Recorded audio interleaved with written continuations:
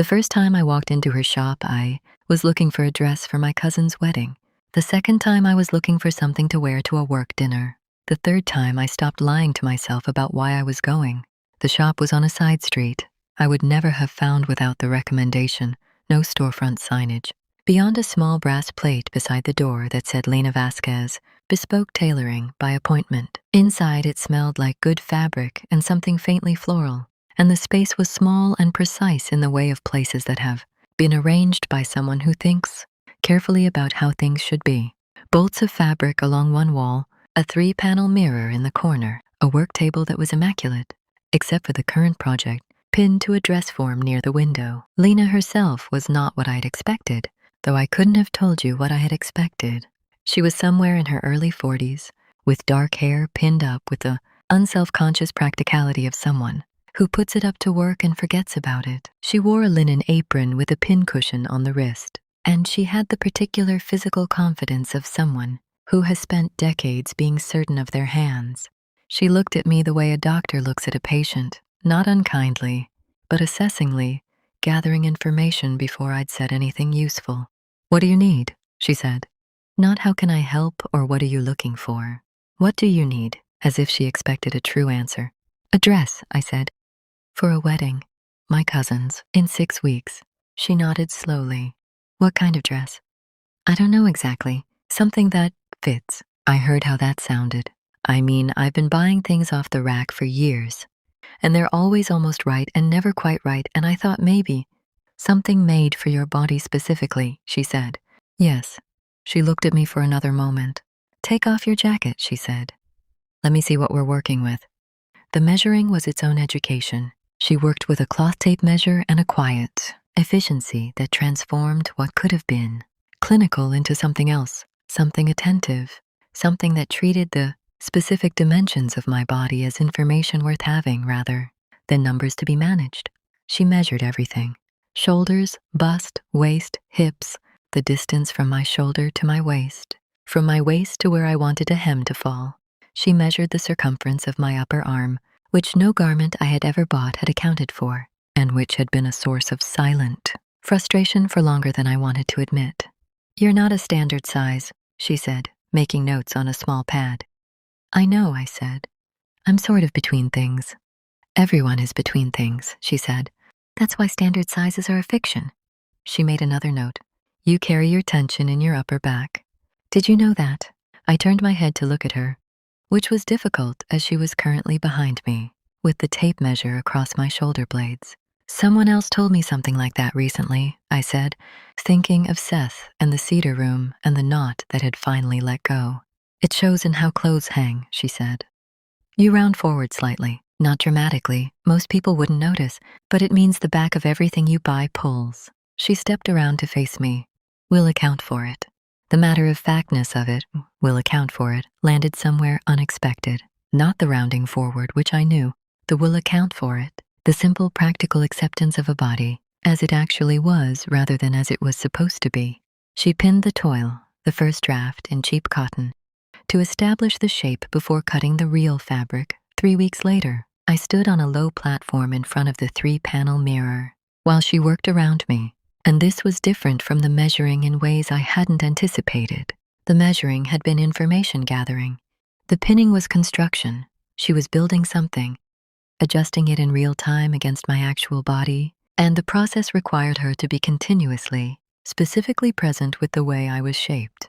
She would pin a section, step back and look, step forward and adjust. Her hands moved with the certainty of someone who had done this 10,000 times and still paid attention every time. She would press a seam flat with her palm against my back to check the lie of it, or hold the fabric against my shoulder to assess the fall, and the contact was always purposeful and always preceded by a slight repositioning that told me where she was going before she got there. "Stand straight," she said at one point, not critically, as instruction. I straightened. "Not like that," she said. "You're overcorrecting. You're performing straight." She came to stand behind me, both hands pressing gently but firmly at the space between my shoulder blades. "This," she said. "From here, not from your neck." I felt the difference immediately, the lengthening that came from the right place, the way my shoulders dropped half an inch when I stopped muscling my posture and found it structurally instead. There, she said. Her hand stayed for a moment, warm and certain against my back. That's your actual posture. That's what we're fitting. In the mirror, I watched my own face do something. A small, almost involuntary relaxation, like something that had been slightly clenched letting go. I told her about the divorce at the second pinning session. I don't know why, except that the shop had the quality of a confessional, small and quiet and removed from ordinary life, and Lena had the quality of someone who would receive information seriously rather than managing it toward a comfortable resolution. I had been divorced for 14 months, and I had told the story many times in that period. In many registers, the practical version for colleagues, the abbreviated version for acquaintances, the fuller version for friends who had known us both and needed context.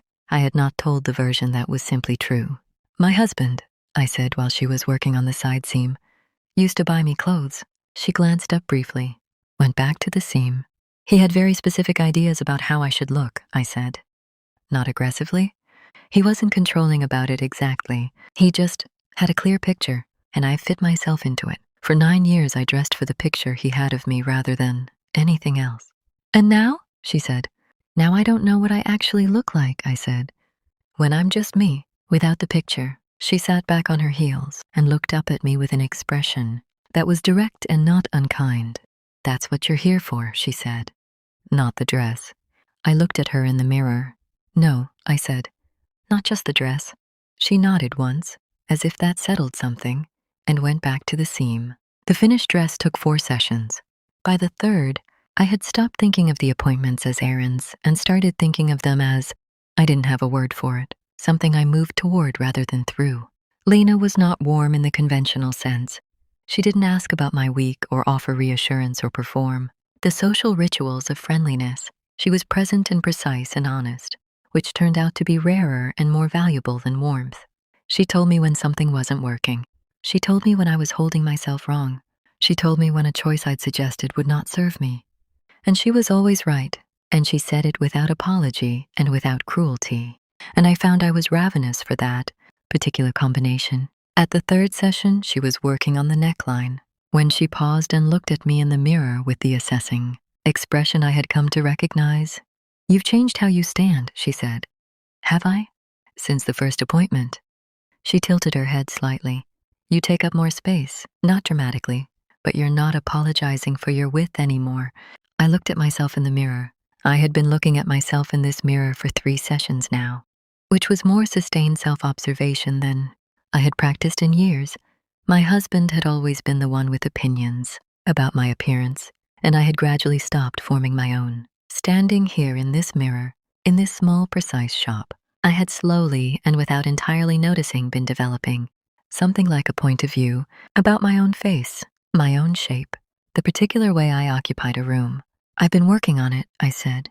It shows, she said, not as a compliment exactly, as a fact, the way she said most things. The final fitting was on a Thursday afternoon in autumn. She helped me into the finished dress, actual fabric now, the real thing, deep green wool crepe that she had suggested and I had agreed to without my usual second guessing, and zipped it carefully and stepped back and looked at me in the mirror without speaking for a long moment. I looked at myself. The dress fit. Not almost fit, not fit with caveats. Fit the way things fit when they have been made specifically for the body inside them. The shoulders exactly where my shoulders were. The waist following my actual waist rather than approximating it. The back smooth and unpulling because she had accounted for the rounding, the way I actually was rather than the standardized fiction of how I was supposed to be. I looked like myself, not the self who had been dressed for someone else's picture, just myself. I felt something come loose in my throat. Well, Lena said. Yes, I said. She came to stand beside me in the mirror, looking at the dress with the critical professional eye she brought to everything, checking the hang of the hem, the lie of the seam at my hip. She smoothed the fabric across my shoulder with the flat of her hand. A final check. Habit, the gesture of someone making sure, and her hand stayed there for a moment afterward, warm and certain. 9 years is a long time to dress for someone else, she said. Yes, I said. The dress knows the difference. She dropped her hand. Your body knows the difference. I looked at myself in the mirror for another moment. The woman looking back at me was wearing a dress that fit her exactly, was standing the way Lena had shown her, from the right place, without overcorrecting, without apologizing. Thank you, and for... I stopped. I know, she said. She moved to the work table and wrote out the final invoice, in her small, precise handwriting, and I changed back into my ordinary clothes behind the curtain, and came out and paid and folded the invoice into my bag. Call next week, she said. We'll find you something.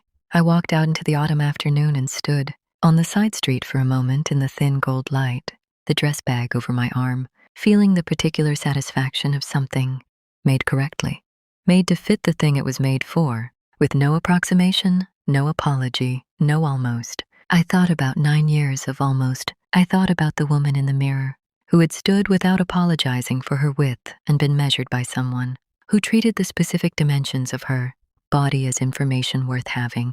I thought about call next week. I walked to the corner and turned into the ordinary street in the ordinary afternoon and felt, quietly and then less quietly, like someone who was being remade, not dramatically, not all at once, seam by seam, session by session, into something that fit.